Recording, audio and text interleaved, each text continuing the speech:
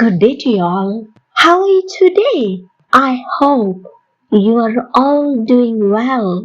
Let's thank God for this fantastic day. மரத்தடி நிழலில் ஆங்கில இலக்கண குறிப்புகள், grammar tips and the shade of the tree. 50 days.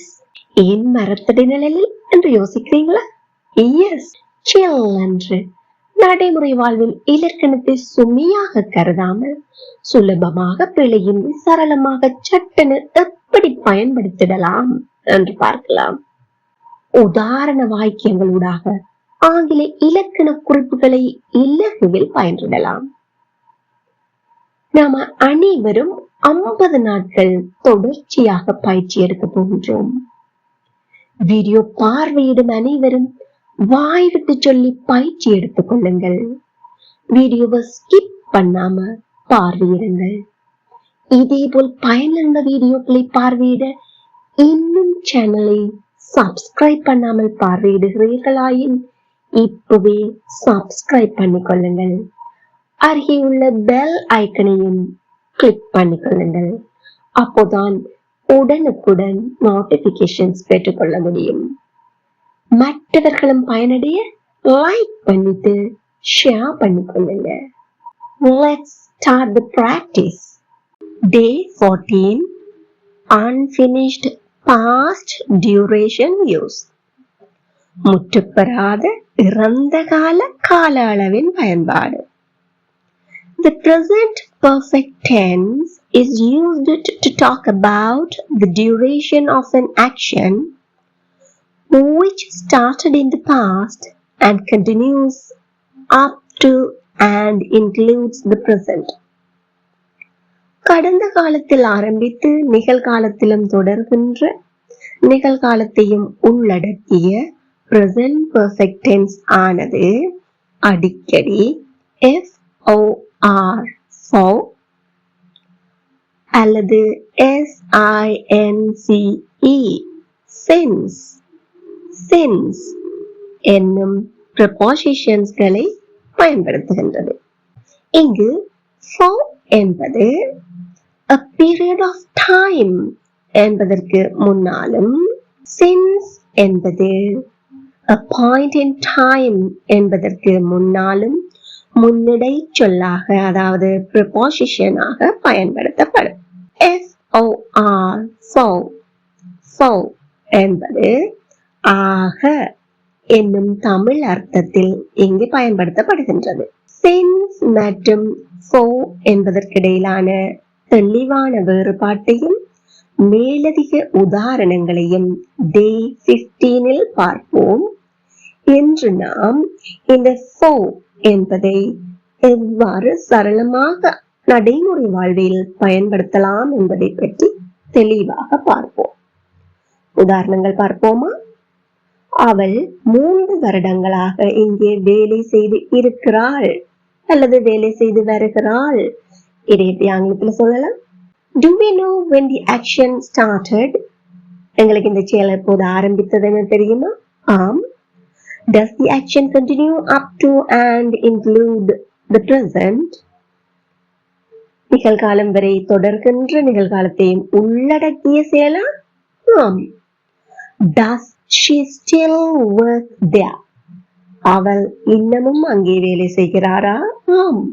What are we interested in? நாங்க இதுல என்னத்துல ரொம்ப இன்ட்ரெஸ்டா இருக்கிறோம்? The duration of the action. செயல் என்ன என்பதை விட செயல் நடைபெறுகின்ற அல்லது நடைபெற்ற அந்த கால அளவில் தான் நமது முழு புலனையும் செலுத்துகின்றோம். அதைத்தான் வெளிப்படுத்தவும் விளைகின்றோம். அவள் இங்கே வேலை செய்து வருகிறாள். இங்கு அவள் என்பது ஒரு third person singular ஆதல has என்பது பயன்படுத்துவோம். She has worked here. எவ்வளவு காலமாக? 3 வருடங்களா? ஆக அப்போ for 3 years. She has worked here for 3 years. Again, she has worked here for 3 years. எல்லாமே கூட சேர்ந்து வாய் விட்டு சத்தமா சொல்லி பாருங்க. She has worked here for 3 years. அவன் இங்கே 20 வருடங்களாக வசித்து வருகிறான். Like as the first example. So உங்களுக்கு ரொம்ப சுலபமாக இருக்கும். இங்கு அவன் என்பது மறுபடியும் third person singular. அதெல்லாம் has. He has lived. இங்கே he has lived here எவ்வளவு காலமாக? For 20 years. He has lived here for 20 years. எல்லாரும் சொல்லி பாப்போமா? He has lived here for 20 years. Very good. நாம் இந்த பாடசாலையில் நீண்ட காலமாக கற்பித்து வருகின்றோம். இங்கு எழுவாய் செயலை செய்பவர் யார்? நாம். நாம் என்பது third person singular அல்ல. ஆகவே இந்த கவலையும் வந்து have பயன்படுத்துவோம் உதவி வினைச்சொல்லாக. கற்பித்துக் கொள்ளல், கற்பித்துக் கொடுத்தல், கற்பித்தல், இதை ஆங்கிலத்தில் எப்படி சொல்லுவோம்? teach. அதனுடைய past participle வடிவம் என்ன?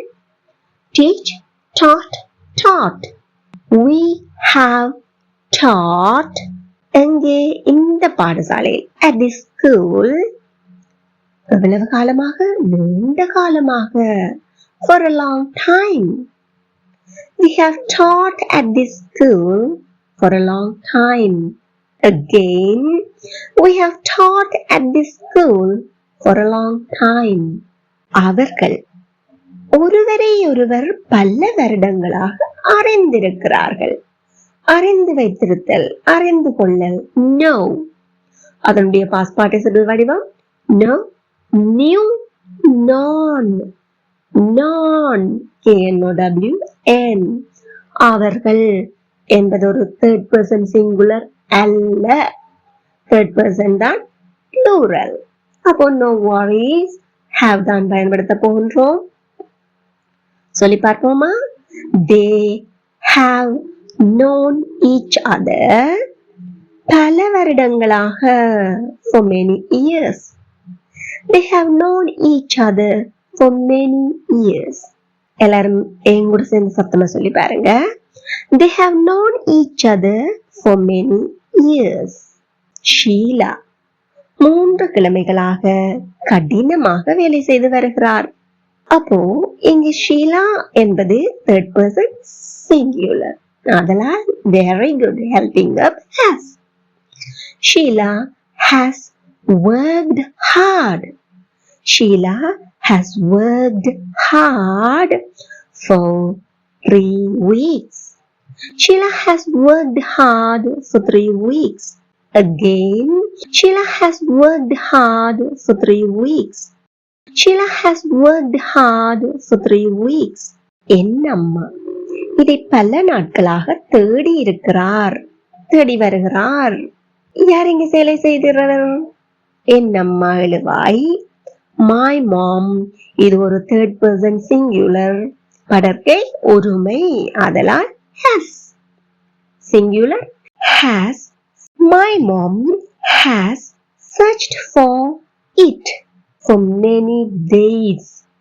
My mom has searched for it for many days. My mom has searched for it for many days. எங்கூட சேர்ந்து சத்தமா சொல்லி பாருங்க. My mom has searched for it for many days. Now, this is the time for you to check your understanding. அவர் என்னுடன் அநேக வருடங்களாக பணியாற்றி உள்ளார், பணியாற்றி வருகிறார். நான் எனது வீட்டை 2 மாதங்களாக வாடகைக்கு விட்டிருக்கிறேன். அவர்கள் பல வருடங்களாக ஒன்றாக கல்வி கற்று வருகிறார்கள். Now, comment your answers. Don't worry about the mistakes. பிழை வருமோ, தப்பு செஞ்சிடுவோமோ அப்படின்னு யோசிக்காங்க. Whatever comes to your mind, just answer. உங்களுக்கு ஏதாவது சந்தேகம் இது தொடர்பாக இருப்பின் அதையும் கமெண்டில் சொல்லுங்கள். இந்த வீடியோ உங்களுக்கு பயனுள்ளதாக இருந்திருந்தால் இப்பவே ஒரு லைக் பண்ணிட்டு மற்றவர்களும் பயனடைய ஷேர் பண்ணிக்கொள்ளுங்க. இதே போல் மேலும் பயனுள்ள வீடியோக்களை பார்வையிட சேனலை subscribe பண்ணிக்கொள்ளுங்கள். Thank you for watching.